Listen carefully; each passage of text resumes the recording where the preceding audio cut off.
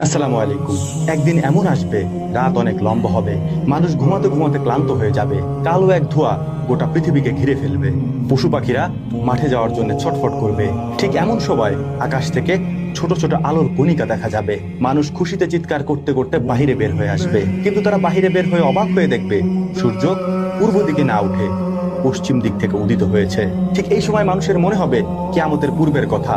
আল্লাহ রাব্বুল আলামিন যে কিয়ামতের কথা পবিত্র কোরআনে বলেছেন, মানুষ দৌড়ে গিয়ে পবিত্র কোরআন খুলবে, খুলে দেখবে পবিত্র কোরআন থেকে অক্ষরগুলিকে উঠিয়ে নেওয়া হয়েছে, সেখানে শুধু সাদা পৃষ্ঠাগুলি পড়ে আছে। ঠিক সেই সময় চিরদিনের জন্য তওবার দরওয়াজা বন্ধ হয়ে যাবে, তখন আর কারো তওবা কবুল হবে না।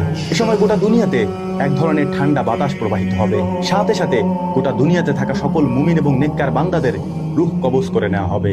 ঠান্ডা বাতাসে রূহ কবজ করার সময় তাদের কোনো কষ্টও হবে না, তারা বুঝতেও পারবে না, তারা টেরও পাবে না। এরপর দুনিয়াতে শুধু থেকে যাবে গুনাহগার, কাফের এবং মুশরিকেরা।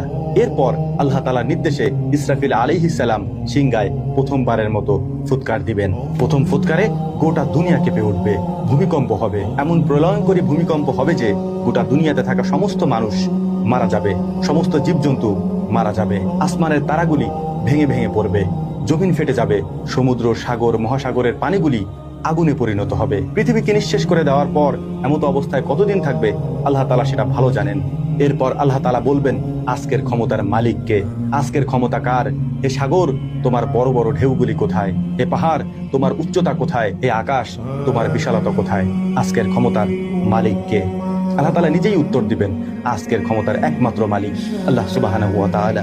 এরপর আদম আলাইহিস সালাম থেকে নিয়ে শুরু করে আল্লাহ রাব্বুল আলামিন পৃথিবীতে যত মানুষ পাঠিয়েছেন, যত জীবজন্তু পাঠিয়েছেন, সমস্ত জীবদেরকে আবার জীবিত করা হবে, পুনরুত্থান করানো হবে। সেদিন আর কারো অহংকার, অহমিকা, দাম্ভিকতা চলবে না। সেদিন হুকুম চলবে শুধু একমাত্র আল্লাহ তাআলার। প্রত্যেক মানুষের অবস্থান তার সামনে উপস্থাপন করা হবে। যারা কাফের এবং বদকার, তাদের জন্য জাহান্নামের শাস্তির ব্যবস্থা করা হবে। সেদিন সবকিছুর সিদ্ধান্ত একমাত্র আল্লাহ সুবহানাহু ওয়া তাআলা নেবেন। কিয়ামতের মাঠে থাকা সেদিন কেউ কাউকে সাহায্য করবে না। সেদিন শুধু হকের হিসাব হবে। নাম্বার 1 আল্লাহর হক, নাম্বার 2 বান্দার হক।